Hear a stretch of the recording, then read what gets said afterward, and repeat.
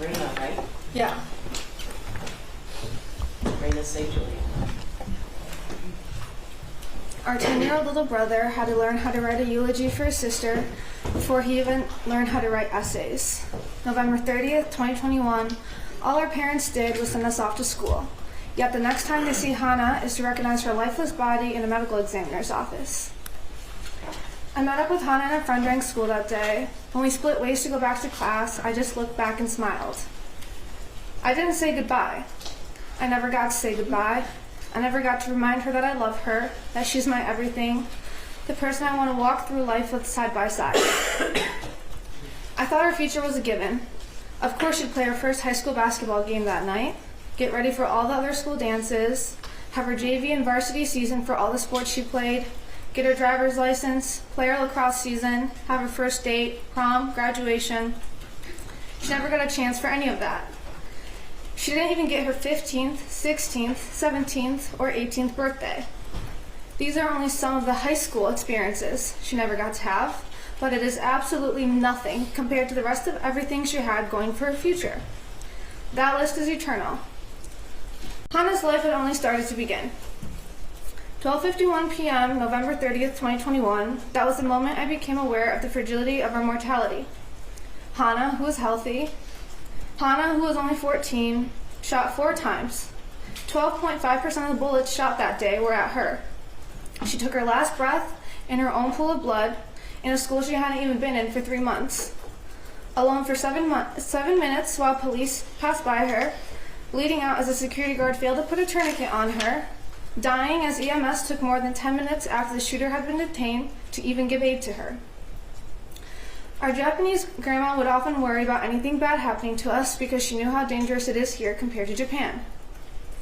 She told me one FaceTime that Hana would respond with a laugh, saying, "Don't worry, I'm a fast runner, I'll outrun them." It wasn't possible for Hana to outrun the bullets bought by you, Jennifer Crumbley, which were fired by the 9mm Sig Sauer that you, James, gifted to your son. Both used to murder Hana, Justin, Tate, and Madison. The fact is, no matter what you try to make yourself believe, Jennifer, you did fail as a parent, both of you. To love and to be loved, that is the human experience. It was up to you guys to show your son that.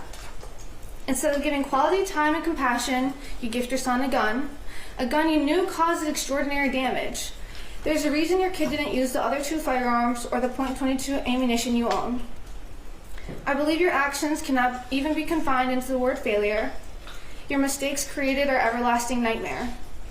So yes, you are still a danger to society because even after serving 2 years, you have yet to admit to your wrongdoings. And we know that when we do not learn from our mistakes, we repeat history.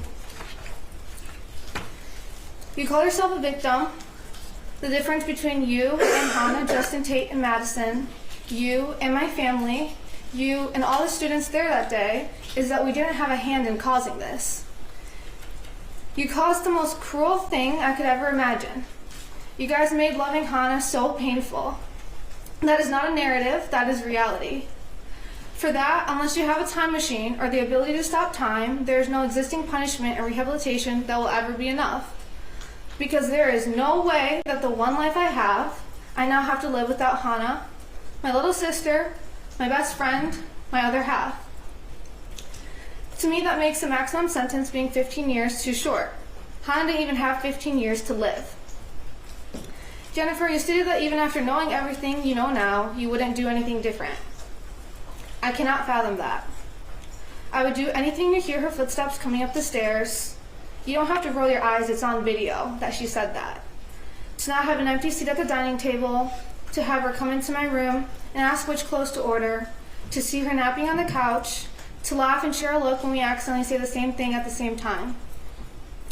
There's not a day that goes by that I wish I hadn't run out of that building. If I knew what I know now, I would do everything differently in a heartbeat. I hope time makes you think differently. One day, I hope you would have chosen to care for your son, teach him how to love and to be loved, that you would not choose to buy the bullets that enter children's bodies, that you would not choose to omit relevant important information to the counselor Sean Hopkins and Dean of Students Nicholas Ejak that could have helped their incompetent brains in one shared brain cell to decide to act and search the backpack, that you wouldn't still choose to hide from accountability when you're the reason we had to hide for our lives. That you would choose to save Hana, Justin, Tate, and Madison. Like my mother said, both of you should implore that even on your worst days, it's the tomorrow Hana doesn't get.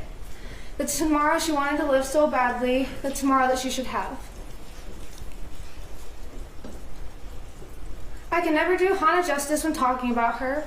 She's all I want to talk about, and yet I would need a lifetime and still wouldn't have the right words to capture incandescence, humor, thoughtfulness, kindness, or loyalty. She's always there for you, helping without a second thought. She's always sharing, whether it's her smile, her food, her clothes, her crafts, her joy. She's funny. It's a given. She brings people together. Whether it's her contagious laughter or sarcastic wit, you will be laughing right along with her. She's noticing the small things, new shoes, new haircut, cute jewelry, but even more importantly, she makes you feel seen. She's extremely spirited. Her energy is unmatched on or off the court. She dresses up every holiday, every spirit day, the first one to put up Christmas lights, or any lights for that matter, not even realizing she was a light for so many others. She's the one who would not only playfully roll her eyes and smile when I would say I'm taller than her as I look up to her. Not only did I look up to her physically, because yes, she was taller, but as a whole, as a human being. She isn't perfect, but she's Hana, and to me, that's as close as you can get. I can't convey what losing Hana has done to me. I miss her with every breath I take. I think going forward without her is something I'll never be able to fully navigate. I believe the word sad is inappropriate to use because it does nothing to capture the hurt or the way my soul shattered. I've never felt every atom of my body igniting from anger until Hana was murdered. I didn't know what it was like to want to stop waking up in the morning until she wasn't here. I have never known pain that is forever until seeing Hana in a casket. I didn't know it was possible to feel so isolated even when you're surrounded by people. I didn't know how it feels to not know yourself at all. I have no idea who I am without Hana. She's my happy, she's my home. I look for Hana in everyone I meet, every place I go, and it's exhausting when I'm met with disappointment every time. But it's the world, it's all the people she would have met. I grieve for them too. To have that chance of Hana being in your life taken away from you is a tragedy in and of itself. She's more of a person than you two combined times a trillion could ever even hope to be. But when the day comes that you re-enter society in 13 years, I hope you live more like Hana.